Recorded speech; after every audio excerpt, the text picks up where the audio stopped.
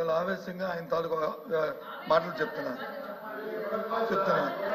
నేను నేను నేను మీ ద్వారా ఆయనకి మీ ద్వారా ప్రభుత్వాన్ని అడుగుతుంది ఏంటంటే, ఇవాళ జరుగుతున్న చర్చలో మా సభ్యులు అడిగింది ఏంటి, ఈ ప్రభుత్వం ఇవాళ కేంద్రంలో ఉన్న ప్రభుత్వం ఈ మన మన మన మన మన ఈ కూటమి ప్రభుత్వం మీద ఆధారపడి ఉంది అక్కడ. కాబట్టి ఈ రాష్ట్రానికి కావాల్సిన ప్రయోజనాలు రావాలనేది ఆవిడ ఉద్దేశం. ఆవిడ తాలూకు ఉద్దేశం. ఆవిడ ఉద్దేశం ఏంటి?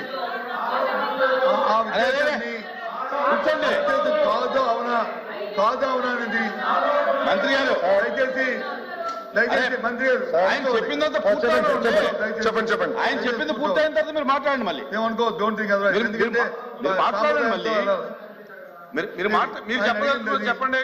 ఆమె చెప్పింది అది కాదు, మా మీద ఆధారపడలేదు, లేదు మాకు అవసరం లేదు అని అంటే అదొక వేరే విషయం. ఇప్పుడు మీరే చెప్తున్నారు రాష్ట్ర ప్రయోజనాల గురించే మేము ఉన్నామని.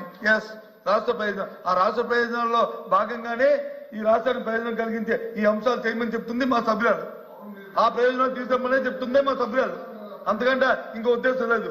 మీరు చెప్తున్నారు ఏమని, మా అప్రస్తుతంగా సభలో లేని వ్యక్తులను వచ్చి మా నాయకుడు జగన్మోహన్ రెడ్డి గారి పేరు కూడా ఆయన తీసుకున్నారు. మరి అంతకుముందు ప్రభుత్వంలో 2004 నుంచి 2014 నుంచి 19లో ఉన్నప్పుడు ఏంటి మరి ప్రత్యేక పదం చూసి ప్రత్యేక ప్యాకేజీకి వచ్చి మీరు వచ్చి అయిపోలేదు, అంత మొత్తం అయిపోలేదు. ఆ రోజు రాష్ట్ర ప్రయోజనాలు కనిపించలేదా? ప్రత్యేక ప్యాకేజీ వ్యాపారం విషయం వారికి తెలియదా? ఎందుకు చేశారు అది? ఎందుకు చేశారు? అప్పుడున్న సందర్భం బట్టి ఆ కార్యక్రమాన్ని లేకపోతే ఈ కర్మ ఎందుకు ఈ రాష్ట్రానికి ఈ కర్మ ఎందుకు వచ్చింది, ఎందుకు ఇది వచ్చింది ఆలోచించాలి. కాబట్టి దయచేసి సమయం పాటించి సభ్యులు మాట్లాడుతుందేంటి, తర్వాత మీరు దానికి మీరు రిప్లై చెప్తారు. చెప్పండి. మీ రిప్లైలో మీ ఇష్టం, ఏం చెప్తారో చెప్పండి. మేము వింటాం ఇక్కడ కూర్చొని. చెప్పండి. మీరు ఇంటర్ప్రిటేషన్ చేయడం, గౌరవ మంత్రి మాట్లాడడం అది సంబంధించిన దయచేసి కొంచెం పోపట్టండి. మీరే కదా రిప్లై చెప్తారని అనౌన్స్ చేశారు. రిప్లై మీరే చెప్తారు, చెప్పండి. తప్పేముంది? వెయిట్ చేయండి 10 నిమిషాలు. అంతేగాని ఈ విషయానికి చెప్పుకుని వెళ్తుంటే ఇది ఎక్కడికి వెళ్తుంది? కాబట్టి దయచేసి సమయం పాటించి సందర్భాన్ని బట్టి మాట్లాడడం అనేది సంబంధించిన నేను తెలియజేస్తాను. లోకేష్ గారు. అధ్యక్ష, ఇప్పుడు హౌస్ ఆంధ్ర రాష్ట్ర ప్రజలందరూ చూస్తున్నారు, లైవ్ లో కూడా చూస్తారు.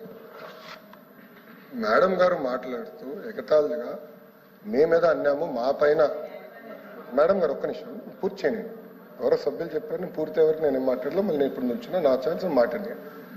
నేను ఎగతాళి చేస్తూ కేంద్ర ప్రభుత్వంతో మా పైన ఆధారపడి ఉంది అంటాం కరెక్ట్ కాదు అధ్యక్ష. నేను మళ్ళీ చాలా స్పష్టంగా చెప్తున్నా, తెలుగుదేశం పార్టీ కానీ జనసేన పార్టీ కానీ అన్కండిషనల్ గా మేము సపోర్ట్ చేసాం కేంద్ర ప్రభుత్వం.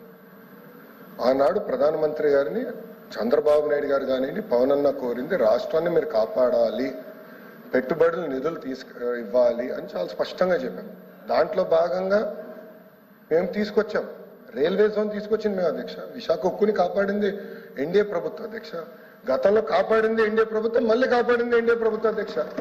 వాజ్పేయి గారు కాపాడారు, ఇప్పుడు నరేంద్ర మోడీ గారు కాపాడారు. మేము వెళ్ళి మాట్లాడాం, మేము చర్చించాం, అది జరిగింది. అంతేకాకుండా అధ్యక్ష అమరావతికి నిధులు తీసుకొచ్చాం, పోలవరానికి నిధులు తీసుకొచ్చాం.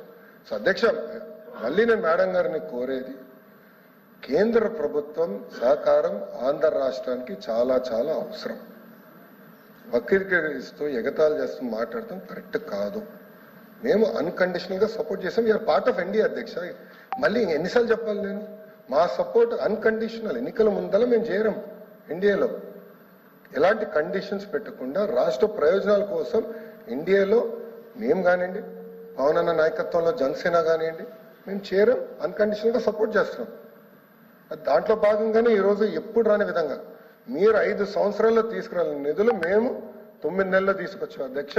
అది తెలుగుదేశం పార్టీకి జనసేన పార్టీకి ఉన్న చిత్తశుద్ధి, ఆంధ్ర రాష్ట్ర ప్రజల పట్ల మాకున్న చిత్తశుద్ధి అధ్యక్ష. దయచేసి అది గమనించుకుని కోరుతున్నాను.